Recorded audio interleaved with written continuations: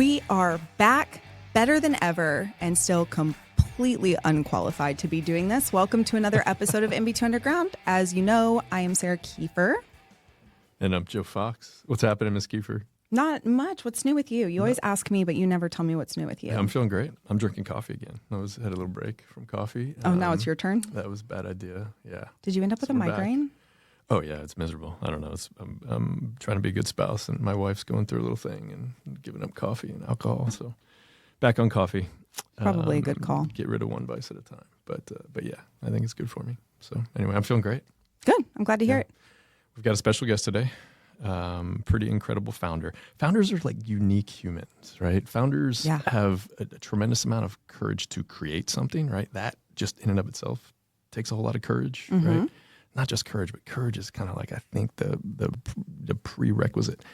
But outside of just the creation component, they also are leaving something usually that's probably typically, normally comfortable, cushy. Stable. It's fine, right? Like life could be great with whatever they're doing prior to the creation, right? So it's kind of that twofold process. So they're like incredible. Not risk adverse. Well, I think, Is that the word? I think they have a higher, threshold for taking on risk, but and calculated risk, right? Again, we talked about this. Most businesses fail. Throughout history, that's been the case, and so like you need somebody special to create, to create anything, and again, but to leave something great as well. So this individual 2 years ago started a business, had $0 in revenues, and this year. Guess how much this company is going to make this year in revenue? Tell me. Sales. $60 million.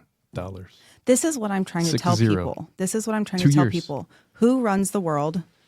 Yeah. You're supposed to say girls. Girls, yeah, absolutely. Thank you. Let's try this one more time. Girl power. Who runs the world? Girls. Thank you. Agreed. 100%. You passed. Yeah. So anyway, pretty psyched to talk to this really, really special person. So without further ado, hailing from the Hoosier State, the founder of Cadmus Dental Lab, Miss Kelly Boyd-Rivera. Welcome. Thank you. Thank you very much. Thanks for being here. One of the things Joe missed in his intro is one of 3 female dental lab owners in the world. In the world. That's incredible. And your lab's been around for, you said, 2.5 years. So 2.5 years. You grew that number by 50% whenever you became an owner or whenever you started your lab. Yeah, we actually grew by 600% over last year. At least from 2 female-owned dental labs to 3. But yes, 600% sounds a lot more dope than what I said. So yes.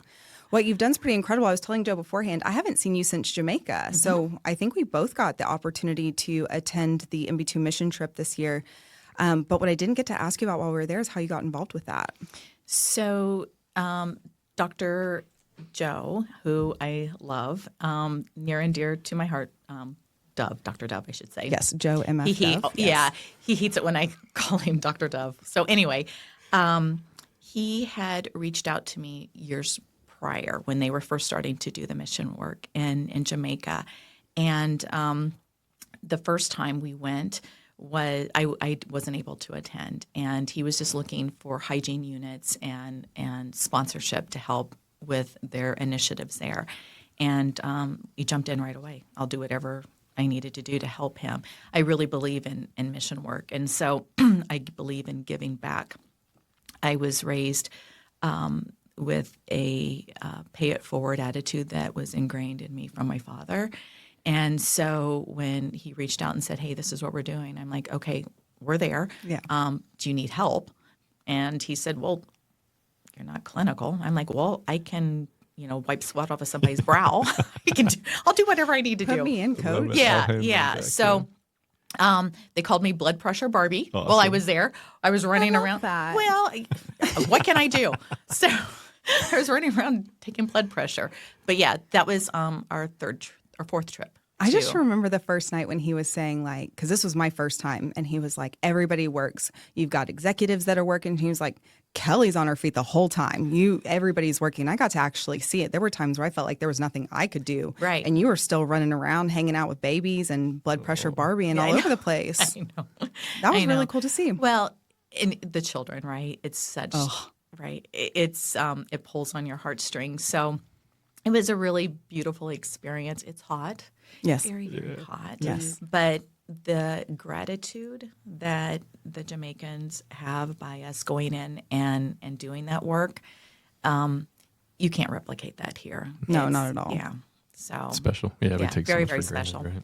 Okay, well, I jumped ahead. So I got really excited just to catch up after Jamaica. But we wanted to just kind of kick things off and really juice up. That's not the right word.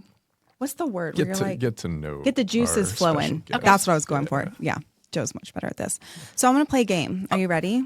Sure. Yes, we purposefully didn't prepare you for this. Okay. So we're going to do some rapid fire questions. It's just this or that. Okay. And then Joe may have some opinions about it. So just for context, he may just be like, oh, yeah, that's a good idea. Or no, I don't like that.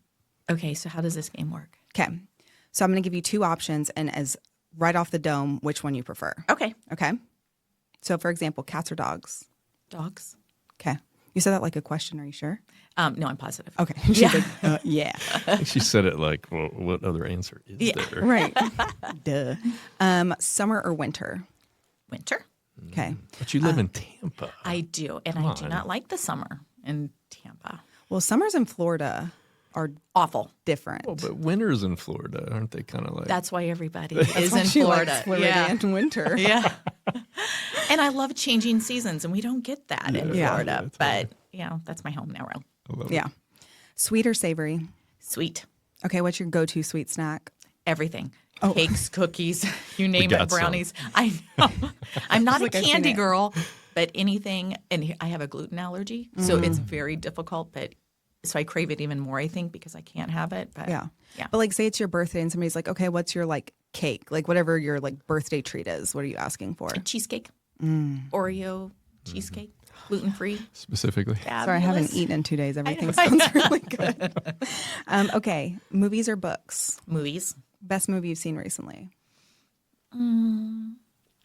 Okay, that's got to be. I liked Maverick. Oh, yeah. Great flick. It's weird because when I asked that question, that was the first movie that popped into my head, and it's obviously been out for a while. Yeah. But yeah, that was a good Yeah. one. What was happening in '86 when you saw the first one? What was happening in '86? Yeah. Oh, I was on my way to graduate from high school, and I Love was it. a young mommy. I love it. Aw. It's the first movie I snuck into, but yeah, it's when Top Gun. Good one. Good call. Beach or mountains? Beach. Yeah, I think that tracks for Tampa. Morning person or night owl? Morning. Okay, me too. I like that. You don't, not to like brag, but I feel like you don't meet a lot of morning people. You know what I Yeah. mean? No. Yeah. No, for sure. I turn into a pumpkin like around 10 o'clock. Hey, that's later than my pumpkin time. Chocolate or vanilla? Vanilla. Pizza or pasta? Pizza. Travel- Gluten-free pizza. Yeah, that's my go-to now. So, Yeah. I was Against the gonna- grain. Great Yeah. gluten-free pizza. yep. Mellow mushroom. Fabulous. Yes. Pizza. Nope. Already did that one. Travel by plane or car, Plain. even if it's 22 hours. Yes. Okay. Concerts or sporting events. Concerts. Last concert you went to. Janet Jackson. Wow. Do you know her? Oh, we know Janet. Funny story. We were going to Janet Jackson, and I was telling my kids, I'm going to go see Janet Jackson. They're like, who's that? And I was, Michael Jackson? Oh, we know Michael Jackson. But I was so appalled. Oh my! And you have love grown kids, just for Yeah, context. 17, 21, and 36. And the Wow. 36 didn't know. Oh, he did. Okay, Yeah. I'll allow it. Yeah. I'll allow it. But my daughters were like, who's Janet Jackson? Oh, sweet babies. Made me sad for her. Okay, this one isn't this or that, but on a scale of 1 to 10 spiciness level, what's your like preferred target? 8. Yeah. Wow. Yeah. You want I to like hurt, spice. but just a little bit. Yeah. I like it. Just Okay. a little As long bit. as it's got serious. flavor. Yeah, spice for the sake of spice is No fun. But pointless. spice with flavor, bring it on. Yeah, I like it. Yeah. Okay, perfect. Joe, Awesome. Thank you're you for good. that. Okay. So tell us more about Cadmus. Specifically, like, why did the world need another dental lab? I don't think that the world did need another dental lab, but I think the industry needed Cadmus. So, having worked at another dental lab for 11 years, Wow. you learn a lot. And remember that lab started at $3 million. Wow. And after 10 years, I sold it for $230 million. Wow. So it was an incredible ride, but you learn every single aspect about Yeah. the dental lab industry. And so from operations to sales and you know, when new private equity comes in, changes get made, and that's okay, right? That's, you know, that's how great companies go to better companies, and that's totally okay. But it was definite that I was being squeezed out. So didn't know what I was going to do after I left. And Yeah, did you always know you wanted to be a business owner? no, I was going to open a Chick-fil-A. Wow. Are you serious? That's cool. Yeah. Yeah. Well, I thought that's what I was going to do. So that's a 12-step process, in case you didn't That know. is not easy. No, I got halfway through. I got to pick out my locations, and then for whatever reason, I didn't make the cut, and that was fine. Wow. Didn't know why, but I didn't make the cut. How long was that first 6 steps? About 8 months. Okay, wow. So you've already put a lot in for somebody to be like, okay, bye. Yeah, the interviews and everything. Yeah. And so and then I picked out the locations, and then I got an email saying, sorry, we've chosen to go another direction. Not what I done wrong, just no longer interested in you. Okay. So what are you going to do? And I thought about opening a dental lab, but it's scary, right? You know, you're coming from security, private equity, everything that you did very well, but now this is my company, my reputation. I'm now going to be responsible for individuals' lives who join me, and living and breathing and doing what I've always promised to do. So contacted my partner and said, he had been my partner from 15 years prior, and said, hey, I'm going to start a dental lab. And he was like, Kelly, what took you so long? Oh. So we jumped in. And Yeah, it's kind of like going from like working at a daycare to having your own kid. Like, yeah, like I'm here and I'm taking care of this stuff, but there's other workers here. And like if one kid goes missing, like it's fine. There's enough kids. But like if you're going to have your own kid, you're like, this whole thing is going to be mine. yes, And that, you're starting from scratch. So you're like building it. absolutely. Absolutely. So we started with 7 employees. Wow. And And when was that? 2021? January 10th of 2022. Oh, wow. Yeah. So 7 employees, and we were building out the infrastructure. Hadn't really operating obviously under restrictive covenants, hadn't reached out to customers. We were just trying to figure out what is it that we're going to offer? What are we going to be doing differently? And we initially said we're going to do crown and bridge, and we're going to do implants, and it's all going to be digital. But it only took one customer to say, Kelly, will you take my analog cases? You bet I will. Will you take our removable cases? You bet I will. And so now we're full service. Oh, I love it. And doing analog and digital. So what we originally thought was going to be a very specific niche in the market has turned out to be we're another global dental lab, but we're doing things different. And it's based off of relationships, which people I don't think truly value that, but that's what has literally made us so successful. So Kelly, tell us about what the infrastructure build out for a global dental lab requires. I mean, obviously, very few people understand like what that takes. I'm definitely not one of those few. So yes, educate Yeah. me. So there's a couple of components, right? First of all, dental technicians are a dying breed here in the United States. That's interesting. Yeah, nobody goes to school to be a dental technician. They go to school to be dentist or hygienist or assistants, but nobody goes to school and says, hey, I want to be a dental technician. And why is that? It's just a dying breed. I don't think it's sexy. Yeah, I don't know, right? But it is the lifeblood of what we do. So when we started Cadmus, the first thing was we knew, well, my partnership team, which was in China, we knew for certain that we were secure there. And because there are dental schools, there's 100 of them in mainland China that people go to school to be dental technicians. And so we have partnered with 30 of them, and their curriculum is part of our curriculum. And That so is what happens is they insane. utilize that to educate their dentist, and then they pull over to our manufacturing facility, and then they work the Cadmus way. That is so cool. But we had to have that in place for anticipation of volume, right? And we're very strategic about when we bring on customers and when we don't, because we don't want to bring on a customer, and it's truly a balancing act, but we don't want to bring on a customer and impact the current volume that we have. So when we were building out the infrastructure at Cadmus when we first opened, it was hiring dental technicians for technical consultations, for data entry, because initially we're going to get all the cases digitally. But then again, that one customer who says, will you take my analog case? You bet I will. So now I have somebody keying in that prescription. So it was making sure that you have the right people in the right seats on the right bus going down the right road, right? And so that was another, I keep saying balancing act, but it is, because there are times when you have more people in the lab before you even have the volume to support it. So that infrastructure build out, it continues as we grow.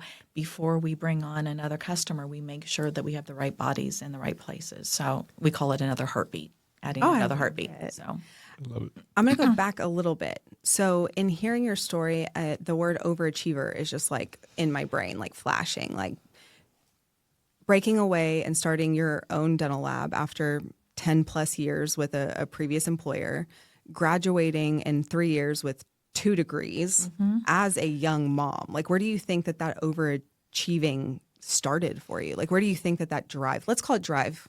the drive, Yes. it initiated or originated, I should say, from being a young child being bullied. So I was in 2nd grade. I was sheet white, red hair. I had I had a gap between my 2 front teeth that was so big I could put 2 toothpicks in side by side, and I thought it was the coolest thing in the world to be able to spit through it. I know. I was as round as I was tall. Anyway, so I was bullied terribly. And as I was saying, back then bullying was allowed in our schools. Yeah. So, parents. It's the mentality of bullying builds character. Well, and it I don't want pushes to deal you with it. Yeah, it pushes you to do whatever you need to do so that never happens again in your life. And so that's where I think the overachiever initiated. I was an only child, and so you do whatever you have to do to make sure that never happens again. So I was a young mom and went to school at Purdue. And but I went with a different attitude, right? Because I wasn't that party girl. I had a little boy, and he, when he was out of school, we didn't have iPads, we didn't have iPhones. I would load him up with his little backpack of Ninja Turtles, and he would take his coloring crowns and coloring books, and he would go to class with me. Wow. And but I went very aggressively through school because I needed to provide a life for my child. And so my attitude was a little different than going to school and, hey, I'm going to be on the party scene. Yeah, a lot of college age kids. It just makes me sad to think about, like, you're talking about being in 2nd grade and you're like, it's so cool that I have this gap between my teeth that I can spit out of it, and how like people broke that down and you're like, this isn't cool anymore. And that like switch of childhood joy to, this isn't okay. Yeah, and I was such a tomboy. I was the boy that my father never had. Yeah. And so, fun fact, I'm a world champion snowmobile racer. What? That didn't show up in our notes. Yeah, exactly. That is incredible. Yeah.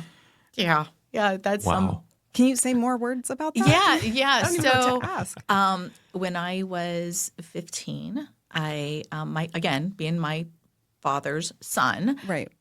He was a big racer, and I grew up in Indiana where we had very, very cold winters, and so he always wanted me to race, and I have that need for speed, unfortunately, and so he threw me on a snowmobile and said, "Hey, let's try this," because he would go out to these events.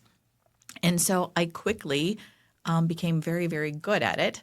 And he took me to Minnesota, and there we are at a world champion, and I won. Oh my Did you gosh. catch that, Minnesota? Oh, my dad's It's whole got the family's accent, from too. Minnesota. I was Oh. listening to that story and I was like, it reminds me so much. Like, my dad got me into dirt bikes when I was a kid see, because he was a yes. motorcycle guy. He wanted to get me in wrestling in high school. But I did have a traumatic event with a snowmobile in Minnesota where I was like, I am never touching these things again. So Really? as soon as you said that, I kind of like stiffened Oh, up, just no. like from fear. That's fine. I banged my head. It really wasn't that bad. But for me, it was scary. Aw. That is so cool. So no like formal training. You're just like, oh, I like riding this thing. Let's go ride it in Minnesota. Yeah, But well, for- and plus it was drag, so I'm not going around curves and stuff like that. It was just how quick can you be off the light? So that is such a fun fact. yeah, fun fact. But that again, it's all about that wanting to overachieve, be like no failure. Failure isn't an option, and so that's one of the things that I think is kind of a fun fact, a fun story. I love it. But Well, it's led directly into your ability to run your business with a yes attitude. Like, I know we talked about this a little bit, but can you do this with analog? Yes. Like, I want to do more and provide more. And although that can, start off as like a trauma response, it also Yes. is the reason that you're building a completely different type of dental lab. It is. It is. It is. The way my partnership team and I look at it is, this is our reputation. This is what we have been known for 15 years in the industry. We've got one shot, and we, again, failure isn't an option. We are not going to do anything that will compromise our integrity and compromise our reputation. And so, even to our employees, we give them full autonomy to do whatever it takes to do the right thing for our customers. Everything can be unwound, right? Like if they make a misstep, but I would never ever punish them for that because that's what I'm rewarding them for doing, right? Like you do whatever it's going to take to be right by the doctor, and we'll figure the rest out later, right? If we have to unwind something, we'll unwind it. But I think that's a very different feel than what a lot of the other dental labs have, right? They have this. Oh, I never want an employee to be like, oh my gosh, let me get my CEO on the phone and get the answer to the question. I'm like, no. Answer the question. Figure it out. Be the hero. And so that's where that whole hero, shiro image came from is What's a shiro? Well, it's the she of the hero. Oh. Yeah. Like Shira. Yeah, so they call it. My team has been known as the Learn something new. heroes of the dental lab industry, and because I happen to be the CEO instead of the CEO, they came up with Shiro. Okay, I get it. I thought it was just a different language. I didn't know. I like that better. So going back to your need for speed. Yes. How did you scale Cadmus from 0 to 60 million in 2.5 years? And you told us a little bit about the infrastructure, but even just from a sales perspective, how did you do that? So again, I keep going back to this balancing act, right? It's not easy, but I have an amazing team. So when I started the lab, we have not posted an advertisement for any employees. We've been very fortunate. Wow. People have seen us. We don't advertise. We don't say, hey, we're looking for X technician or X salesperson, but we have a reputation. This team has been known in the industry for 15 years. And so every single day we get resumes across the globe wanting to come work for us. So we've been very fortunate to handpick the talent that we have, and that has led to our ability to scale very quickly. Well, you're fortunate, but you've also worked very hard for that opportunity Yes. and that to be able to be picky. Yes. Yeah.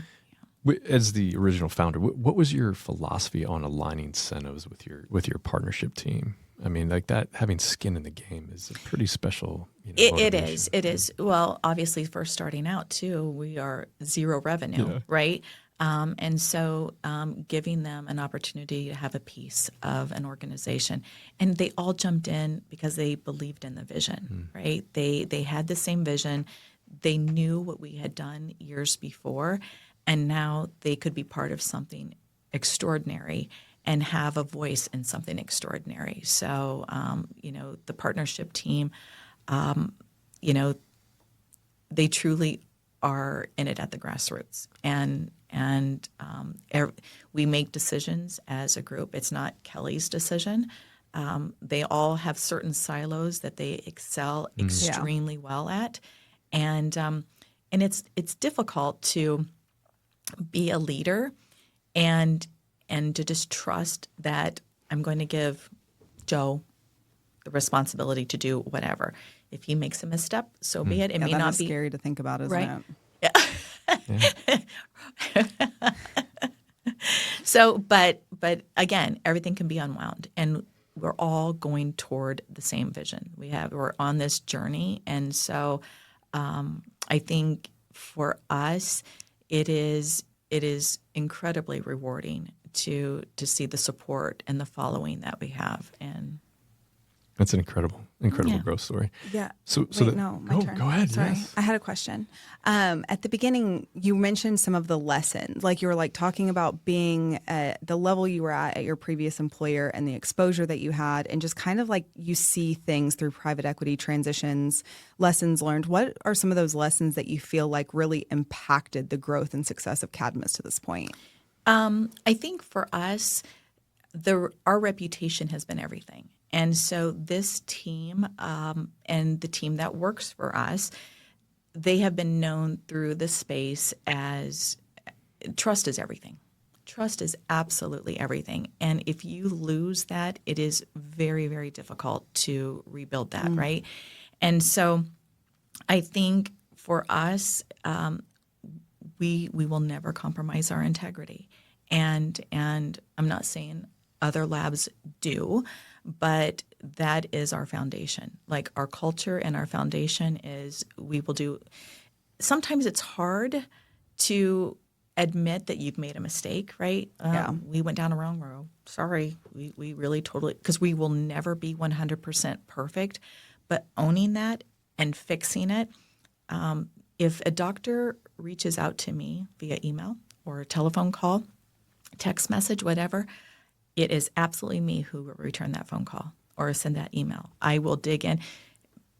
If it's that important to them to let me know, then they're going to hear it from me. And I think that's everybody in our organization. Like whoever has the ball is going to run with it and see it to the end. So I like that. Wow. That is really impressive. So that little boy who had his Ninja Turtles and went to Purdue with you, he's now your chief. He's my chief operating officer, right? officer. What is that like working with family? We call what it good is cop, that bad cop. So he calls me Kelly, which is so weird to me. And then I call him Pook. I'm like, we'll be in a conference room and I'll be like, okay, Pook, what are we doing? And then he'll be like, emails. Hi, Pook. he does. He's like, really, Kelly? And I'm like, oh, God, sorry. And it gets a joke, but it's so natural for me to call him that. But he actually came from the automotive industry, and he's a racer too. Go figure, it's in the family. Snowmobiles? No, automobiles. Got it. So, but I told him, hey, I'm going to start this dental lab, and he had actually transitioned over to dental, and he was like, okay, but I needed somebody that I could trust blindly, right? Like, no matter what, is going to have my back, who's going to be in the lab every single day. If something happens, I need that person who is going to be my go-to. Yeah. And so not coming from dental lab, he jumped in and he has built this culture and this machine because there are processes, right? Yeah. And it's all kind of intricately connected to automotive, as strange as that sounds. So, and he's done a beautiful job. But it's one piece of that silo that I don't have to worry about. I don't have to worry about my sales silo because Kent is incredible with managing the team and managing, onboarding of customers and hiring sales folks. So that's, I have another logistics person that manages UPS, and oh my gosh, that's a challenge in itself. So, but I have a lot of great individuals that are very strategic in the partnership. And so, but Jonathan has been, been my anchor. So That's cool. That's so cool. Yeah, founders have a unique ability to attract great people. That's special. Some days he'll be like, "Don't ever ask me to open up another business again." But I thought he wanted to move to Germany or something. he and open it up. Is that does. true, He or- does. He does. He is on. When he and He's a his world traveler. He is. When he and his wife got married, my gift to them was their honeymoon to Europe, and now he's got the bug. And so That's what happens. Yeah, he wants to eventually. He keeps talking about Cadmus Global and our Cadmus Worldwide, and setting up international operations in Europe. And so that's in about 3 or 4 years Down we'll be the there. road. So I love it. like it. he plans on moving. Speaking of international, what is it like to interface with China? I mean, we all are utilizing products that come from there, but not many of us actually are, front running that part of the process of, interfacing with them from a business perspective. Absolutely. So we are very fortunate. My partner is a master CDT and happens to be a councilman as well. Wow. And so I'm very fortunate. He's truly ingenious, and he's a visionary. And so, and he happens to have the largest dental lab in mainland China. Wow. He doesn't just work with Cadmus. He works with other German laboratories, with some Australian ones. But he is globally known as the best.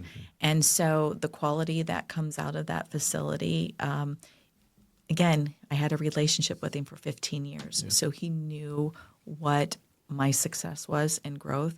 And so he has rallied around me and provided me with the best dental technicians literally globally. And that's another reason why Cadmus has done so very well in growth and our success, because it wasn't just our reputation. We had to be able to deliver on the quality and the turnaround time expectations of the doctors. And so, and working with my partner, he's allowed us to do that. So our quality is second to none, truly. Wow.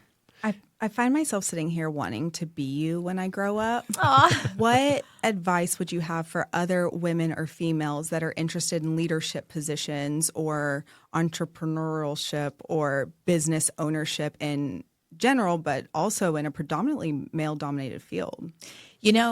I sit here, and after meeting you, I wish I would have been more like you when I was your age. Yeah. Yeah. So You can come host this podcast. We just switch seats. So I think it is never compromise your integrity to get ahead. It is everything.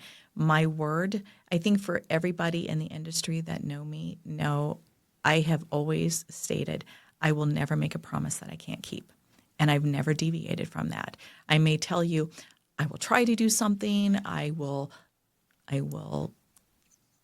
look to do something, but if I promise you that I'm going to do something, I absolutely do it. So, and I think, actions, you always say actions speak louder than words, but being able to stand behind that and your reputation, just like when you were a kid, you only get one reputation.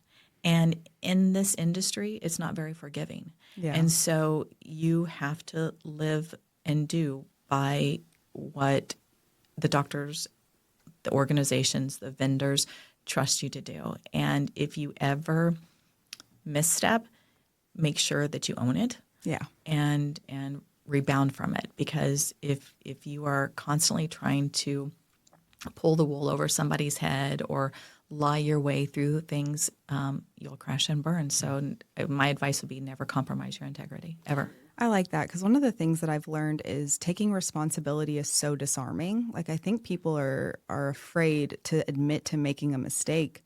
But even in my relationships with coworkers, partnerships, friendships, somebody just says, I messed up. I'm immediately like, oh. Yeah. Versus like feeling like I'm having to fight for my perspective. And so the fact that that is one of the key principles you stand on, and this is where you're at, gives me a lot of hope for the future. I love it. Yeah. So Kelly, the kind of the biggest thing that I gleaned from just reviewing your website was that you all have a philosophy of finding your why, right? Or trying to even just understand, like, what is your why? So let me ask you that. What is your why? I have a few, but my first would be my family, my children. Yeah, because until- you even said Chick-fil-A was like good idea in theory, but if you were to beer truck theory pass away, your kids wouldn't get that legacy passed down. It goes back to corporate. Absolutely. I loved that story, so I had to retell it here because I think that that's a really cool representation of your why. Everything we do at Cadmus is based on our why. Find our why. And so mine happens to be my children. There could be others within the lab that have a different why, and that's okay. But everything that we do is either based off of our doctors and their patients or our personal reasons. And so, and I think our foundation of our culture, if you were to interview any of my employees, we're very fortunate we haven't had a lot of turnover in our organization. Yeah, but we have had some, in all honesty, but not a lot. But it has been, our culture has been, people love to come to work for us. They love what they do every single day. It's not easy. Sometimes it's a very unforgiving, because you have to understand we're creating a custom piece of art, right? This is all predicated on what we receive from the doctor, and if it fails, we own it. Whether it's our fault or not, we totally own it. And sometimes it's a very thankless job. Yeah. But I think for my team, like, they strive to make a difference in every patient's life that they touch. And so, and I think that's how our whole culture has become at the lab, is that we're only here for a visit, and we only have a few minutes to make a difference in everybody's life. You meet a lot of people in the world every single day. And I live this with this attitude of gratitude that if I can make a difference in somebody's life in the 5 minutes that I interact with them, and if I'm gone tomorrow, if their life has improved as a result of something that I have done, then it's a win, right? You never know. So, I mean, we could be gone tomorrow. So Love it. that's how our whole culture has been at the lab. And so that's why we have that whole foundation about find the why. Yeah. Wait, what are your other whys? You said that was one of them. I guess a couple well, of them. Yeah. And then, so every single day, I don't look at it that it's my lab. I look at it that I go to work every single day, and I walk in and I see 55 people that work for me, and that's the reason I'm doing it. Yeah. And then for like customers, like MB2, the people that have rallied around me and have been cheering me on. And then also for any other woman that has had the same desires, like to start and try something new, has been met with obstacles, trying to give them hope that you too can succeed. It takes a lot of grit, a lot of tears, but yeah. Tears. Yeah. Courage. Yeah. For what it's worth, I definitely think the impact you've made on us today and anybody that's listening is going to achieve all of your whys. Like, we really appreciate you coming out and being a part of this. Is there anything else that you wanted to talk about that we didn't touch on? I don't think so. Let me ask you real quick. Why Cadmus? Just the name, the origin name. So I didn't come up with that. Wait, I wanted to ask, but I didn't know if it was like something I just didn't know about. Okay, yeah. So my partners came up with the name of Cadmus. So again, I'm starting this lab. I had the color. I have green and purple. That's all I wanted. Nice. I don't care. So what are we going to name the lab? And they all put in their 2 cents about what they thought the name should be. So Cadmus was from Greek mythology. He was a Greek god that fought a dragon. The dragon died. Out of the teeth of the dragon uprose the soldiers. So if you can use that whole dragon analogy to represent something of the past. Yes. Wink, wink. Yeah. And there's So teeth. your It's origin And dental. there's teeth. And so that's where Cadmus came from. So our whole theory, our whole theme, our whole mission is kind of like this heroes. That's why our website has the Shiro on the front of it. It's kind of like superheroes. It's a play on all of that in Greek mythology. Love it. Yeah, it's the underdog story. It is the David underdog. and Goliath. Yes. Yeah. Super cool. Yeah. Thanks for being here, Kelly. My Yes, thank you pleasure. so much. My pleasure. It was fun. Yeah. Thank you. We'll do it again. Yeah. When you're 360 million here in a year or two. Yeah. Let's hope. Awesome. Well, listeners, thank you for joining another great episode of the MB2 Underground podcast. We'll catch you next time. Okay, bye.